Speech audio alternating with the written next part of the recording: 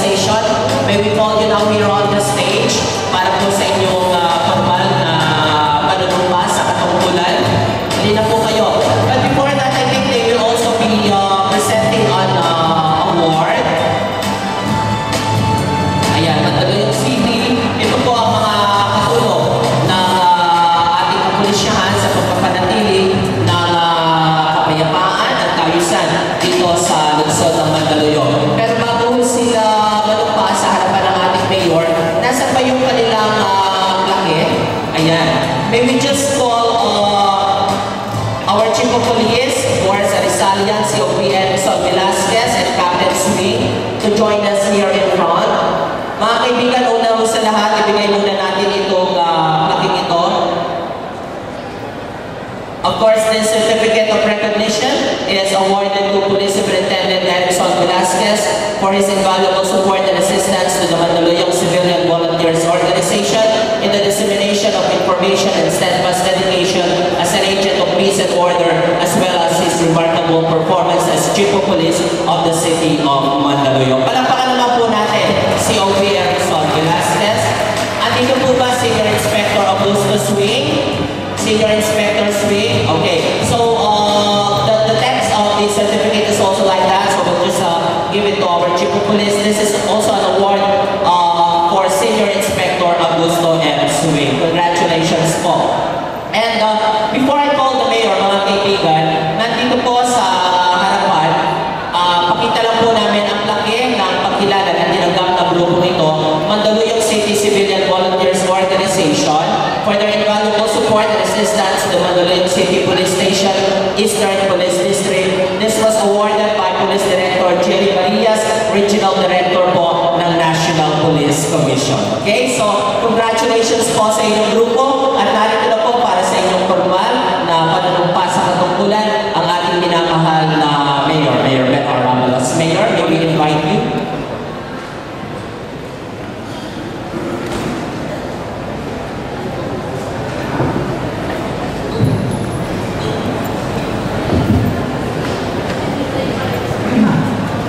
Sa mga opisyalis po ng Mandaluyong City Police Civilian Volunteers Organization Incorporated, pakitaas po ang kanang kamay at pakiulit ng aking sasabihin.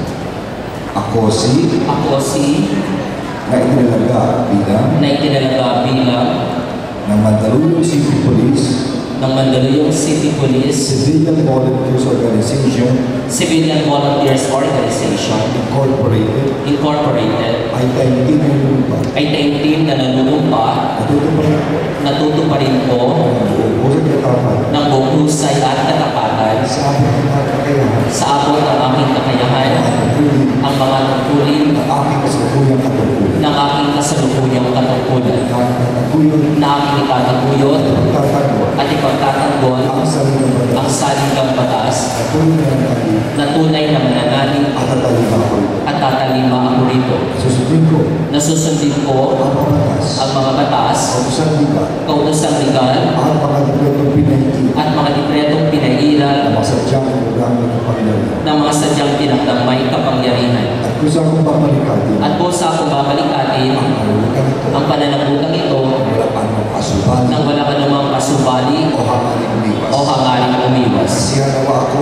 Kasi hanawa ako ng Diyos. Congratulations, palakpakan po natin ang Mandaluyong City Police Civilian Volunteers Organization.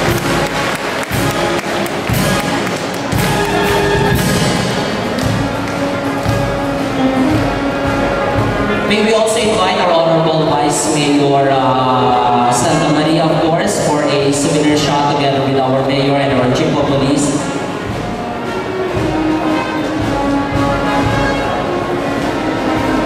Okay, once again, congratulations po sa Mandaluyong City Police Civilian Volunteers Organization.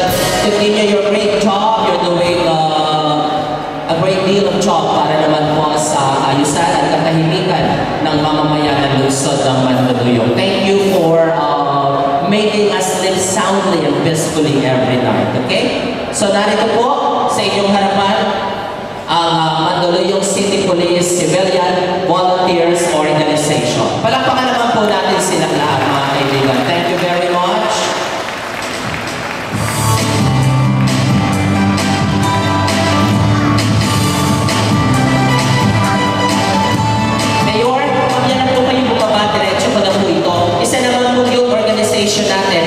Block 38 Welfare Bill, uklurang pagkakaisa ng Block 38 Association Incorporated Juniors Club. Halina ho kayo para sa inyong formal na panunumpa sa katungkulan. Ito naman po ang mga kabataan natin sa Block 38 ay formal din manunumpa sa harapan ng ating mayor ngayong umagang ito.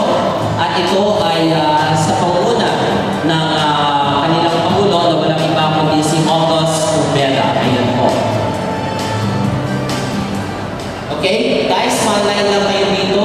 Ayan, isang pila naman kayo. Nasaan si August? Ayun, si August Mayor.